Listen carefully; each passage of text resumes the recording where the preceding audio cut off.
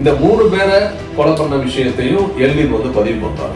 அந்த சம்பவம் நடக்கிறதுக்கு வந்து ஒரு வாரத்துக்கு முன்னாடியே, அதாவது மே 23 வில்சனுடைய ஆட்களான அந்த 3 பேரும் வந்து என்ன பண்ணிருக்காங்கன்னா தாஜ் ஹோட்டல்ல வந்து தகராறு பண்ணி அங்கிருந்த விபச்சார அலைகள்லாம் வந்து அத்துமீறி நடந்து, அப்படிப்பட்ட காலத்துல தான் ஒரே வாரம் அந்த சம்பவம் நடந்து ஒரு வாரத்துக்குள்ளேயே இந்த 3 பேர் வந்து மறுபடியும் குடிச்சிட்டு வந்து தகராறு பண்ணும்போது அதனால என் மாமானால ஜீரணிக்க முடியல. அப்ப நடந்த தகராறுல வந்து இந்த 3 பேரையும் கொலை பண்ணக்கூடிய ஒரு சூழ்நிலை.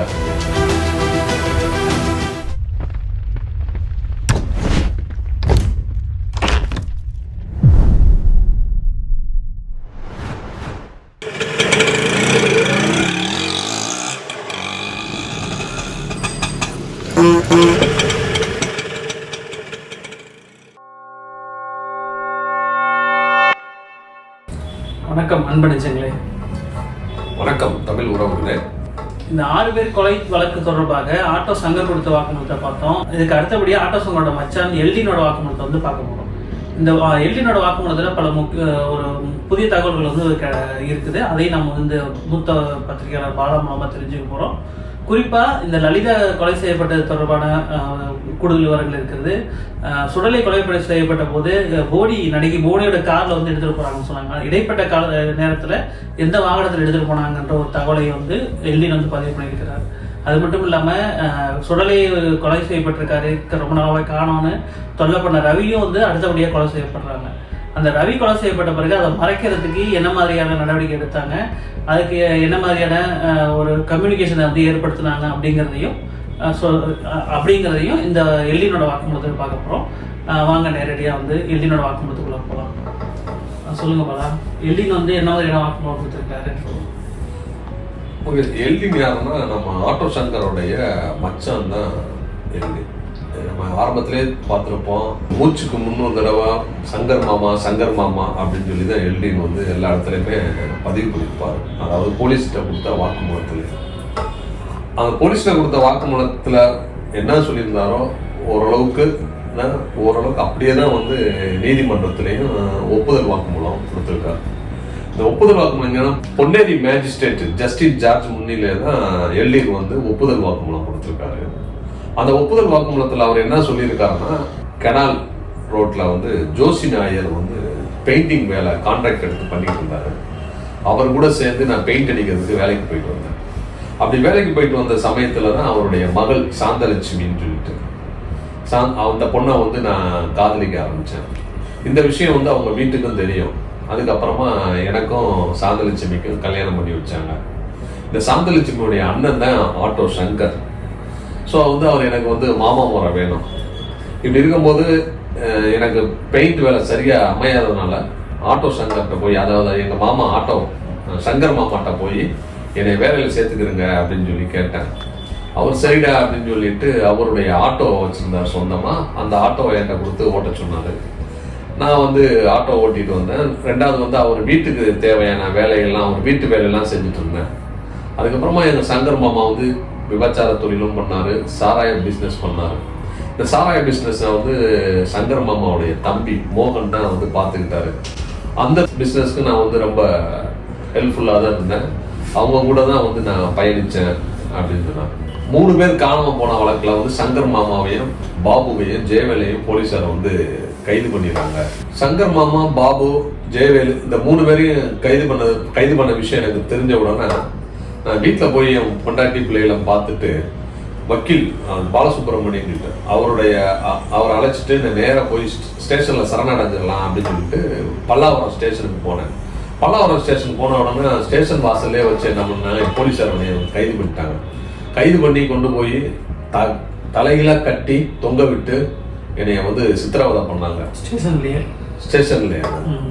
அப்போ நான் வந்து வலி தாங்க முடியாமல் நடந்த உண்மையில நான் ஒத்துக்கிறேன், என்னை விட்டுருங்க அப்படின்னு சொல்லி கெஞ்சினேன். அதுக்கப்புறமா போலீஸார் என்ன பண்ணாங்கன்னா சரின்னு சொல்லிட்டு என்னை கீழே இறக்கி எனக்கு அடையாளம் தெரியல ஒரு அதில் லாட்ஜில் வச்சு ஃபுல்லாக வந்து என்கிட்ட விசாரித்தாங்க. அப்போ நான் நடந்த உண்மையை ஃபுல்லாக சொல்லிட்டேன் அப்படின்னு சொல்லிட்டு எல்டின் வந்து தன்னுடைய வாக்குமூலத்தில் பதிவு பண்ணுறான். அப்படி பதிவு பண்ணும் போதுல அந்த விஷயத்தில் என்ன சொல்லுவாங்கன்னா, லலிதா, சுடலை, ரவி இந்த 3 பேரையும் எப்படி கொண்டோம், எந்த சூழ்நிலையில வந்து இவங்களை நான் வந்து கொலை பண்ணி அவங்களுடைய பாடியெல்லாம் எப்படி டிஸ்போஸ் பண்ணோம் என்ற விவரத்தையும் எல்லின் வந்து தன்னுடைய வாக்குமூலத்துல வந்து பதிவு பண்றாங்க.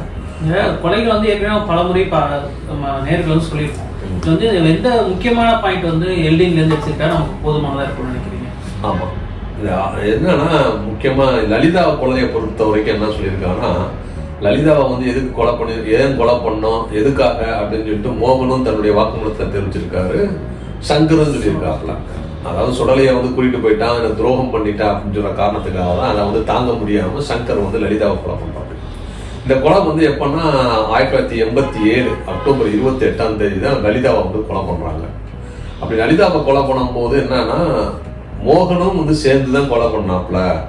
அதாவது மோகன் வந்து லலிதாவை வந்து அடிச்சு தலைமுடியெல்லாம் பிடிச்சி இழுத்து செஞ்சாங்க அப்படின்னு. ஆனா இதுக்கு முன்னாடி நம்ம கடந்த எபிசோட்ல மோகனுடைய வாக்குமூலத்துல என்ன சொல்லியிருப்பாங்கன்னா, நான் வந்து லலிதாவை கொலை பண்ணும்போது நான் பக்கத்துல இல்லை அப்படின்னு சொல்லிதான் மோகன் வந்து சொல்லியிருப்பாப்ல.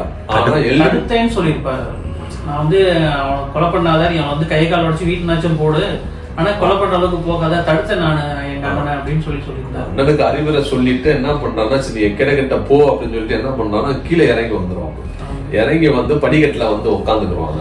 அதுக்கப்புறமா மறுபடியும் சண்டை நடக்கும். அதை கேட்டு அதுக்கப்புறம் ஓடி போய் போகும்போது தான் அங்க இருந்த பாபு, சிவாஜி இவங்கெல்லாம் சேர்ந்து கொலை பண்ணுவாங்க.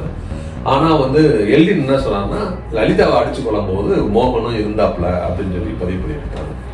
அதுக்கப்புறமா சுடலையை வந்து 1988 பிப்ரவரி 28 தான் சுடலையை கொள்றாங்க. சுடலையை வந்து எதுக்காக வந்து இவங்க கொண்டாங்க என்ற காரணத்தை வந்து எல்டினும் வந்து பதிவு பண்றாங்க. அப்படி எல்டின் வந்து அதுல பதிவு பண்ணும்போது அதுல வந்து கூடுதல் தகவல் என்னன்னா, சுடலையை வந்து கொலை பண்ணதுக்கு அப்புறமா அவனுடைய உடம்பு பாதி எரியாம இருந்த உடம்பு இல்லையா, அதை பெட்ஷீட்ல போட்டு சுத்தி கட்டி எடுத்துட்டு வரும்போது டிவிஎஸ் 50ல வச்சுதான் ஃபர்ஸ்ட் எடுத்துட்டு போறாங்க. எங்கன்னா அந்த சாராய குடோன் கிட்ட தான் வந்து அந்த நடிகை புவனியோடைய கார் நிக்குது. அந்த கார் இருக்கிற இடத்து வரைக்கும் போற வரைக்கும் நான் தான் டிவிஎஸ் 50 ஓட்டிட்டு போனேன். பின்னாடி மோகன் மாமா வந்து அந்த பாடியை, சுடலையோடைய பாடியை எடுத்து வச்சிருந்தாப்ல. அங்கிருந்து கொண்டு போய் அதுக்கப்புறமா தான் நான் கார்ல வந்து டிக்கில போட்டு இதுக்கு முட்டுக்காட்டுக்கு எடுத்துட்டு போனோம் அப்படின்னு சொல்லி பதிவு பண்ணியிருக்காங்க. மூணாவதா வந்து யாருன்னா ரவியை வந்து கொலை பண்றாங்க. இந்த ரவியை எதுக்கு கொலை பண்றாங்கன்னா, இந்த லலிதா சுடலை கொலை செஞ்ச விஷயத்த வந்து நான் வந்து வெளியே சொல்லிடுவேன், போலீஸ் கிட்ட சொல்லிடுவேன் அப்படின்னு சொல்லி சங்கருக்கு வந்து சங்கரை வந்து தொடர்ந்து மிரட்டிட்டு வந்தான். இதனாலதான் வந்து சரி இதை வந்து விட்டோம்னா நாளைக்கு பின்னாடி நம்மளுக்கு பிரச்சனையா வரும்னு சொல்லி தான் ரவியை வந்து கொலை பண்றாங்க. அந்த கொலை பண்ண ரவியை எப்படி வந்து கொலை பண்ண விஷயத்திலயும் வந்து எல்டின் வந்து ஒப்புதல் வரும்னு சொல்லும்போது என்ன சொல்லியிருக்காங்கன்னா, 1988 மார்ச் 14 ரவியை வந்து, அதாவது ஆட்டோ ரவியை வந்து நாங்கள் கொலை பண்ணி சாராயகுடம் நாங்கள் புதைச்சோம். ஆனா இந்த விஷயம் வந்து ரவி கொலை பண்ண விஷயம் வந்து அவன் குடும்பத்துக்கு தெரியாது. அவன் வந்து காணாம போனதை பத்தி அவனுடைய அம்மாவும் ஒய்ஃபும் வந்து அடிக்கடி வந்து சங்கர் மாமா கிட்ட வந்து ரவி என்ன ஆச்சு, எங்க போனா, அவனை பத்தி ஏதாவது உங்களுக்கு தெரியுமா அப்படின்னு சொல்லி மாமா கிட்ட வந்து அடிக்கடி வந்து கேட்டுக்கிட்டே இருப்பாங்க. ஆனா மாமாவும் என்ன சொன்னா, அவன் வந்து பிரார்த்தனை கேஸ்ல அவன் எங்கேயாவது மாட்டிருப்பான், ஸ்டேஷன்ல இருப்பான், வந்தா நான் தெரிஞ்சிச்சுன்னா எனக்கு தெரிய வந்துச்சுன்னா நான் உங்களுக்கு தகவல் சொல்றேம்மா அப்படின்னு சொல்லிட்டு அப்பப்போ வந்து காசு கொடுத்து அனுப்பி வைப்பாப்ல. அதான் ஒரு கட்டத்துக்கு அப்புறமா இந்த பிரச்சனையிலிருந்து நம்ம எப்படி மீள்றது, ஏன்னா வந்து ரவியை வந்து அடிக்கடி கேட்கறாங்கன்னு என்னன்னா, மாமா சங்கர் மாமா என்ன பண்ணான்னு ஒரு ஐடியா, அவங்க அம்மாவுக்கு கடிதம் எழுதுற மாதிரி, அதாவது நான் வந்து பாம்பேக்கு போயிட்டேன், பாம்பேல இருக்கிறேன், என்னை தேடாதீங்க, நான் வந்து நான் சம்பாதிச்சுட்டு திரும்ப நான் வர்றேன் அப்படின்னு சொல்லிட்டு ஒரு கடிதம் எழுதி அனுப்புற மாதிரி, அவங்க அம்மாவுக்கு அனுப்புற மாதிரி கடிதம் எழுதி என்கிட்ட தான் கொடுத்தாரு. அந்த கடிதத்தை எடுத்துட்டு போய் நம்ம மவுண்ட் ரோட்ல இருக்கிற போஸ்ட் ஆஃபீஸ்ல தான் நான் வந்து போஸ்ட் பண்ணேன். இந்த கடிதத்தை எழுதி போஸ்ட் ஆஃபீஸ்ல போஸ்ட் பண்ணேன் அப்படின்னு சொல்லிட்டு எல்டின் வந்து தன்னுடைய வாக்குமூலத்துல தெரிவிச்சிருக்காரு. இதுதான் வந்து ரவி கொலையில வந்து ஒரு சொல்லப்படாத ஒரு தகவலா வந்து நம்ம இந்த இடத்துல பதிவு பண்ணோம். இதுக்கு அப்புறமா வந்து இந்த 3 பேர், அதாவது சம்பத், மோகன், அப்புறம் ஆட்டோ கோவிந்தராஜ், இந்த 3 பேரை கொலை பண்ண விஷயத்தையும் எல்டின் வந்து பதிவு பண்றாரு. அவர் என்ன சொல்றாருன்னா, இந்த 3 பேரை கொலை பண்ண நடந்த சம்பவ நாளான 1988 மே மாசம் 29 இல்லையா, அந்த சம்பவம் நடக்கிறதுக்கு வந்து ஒரு வாரத்துக்கு முன்னாடியே, அதாவது மே 23 இந்த வில்சனுடைய ஆட்களான இந்த 3 பேரும் வந்து என்ன பண்ணிருக்காங்கன்னா தாஜ் ஹோட்டல்ல வந்து தகராறு பண்ணி அங்கிருந்த விபச்சார அலைகிட்டெல்லாம் வந்து அத்துமீறி நடந்து அவங்கள வந்து சித்திரவதை பண்ணிட்டுலாம் போனாங்க.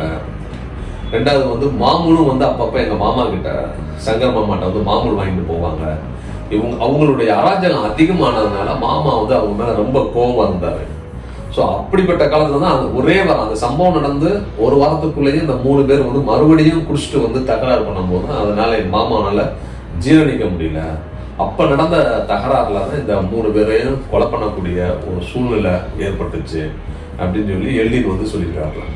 இந்த 6 பேருடைய கொலைகளையும் பார்த்தீங்கன்னா ஒரு தவறை மறைக்கிறதுக்காக இன்னொரு தவறை வந்து படிப்படியாக செஞ்சுட்டு போனாங்க.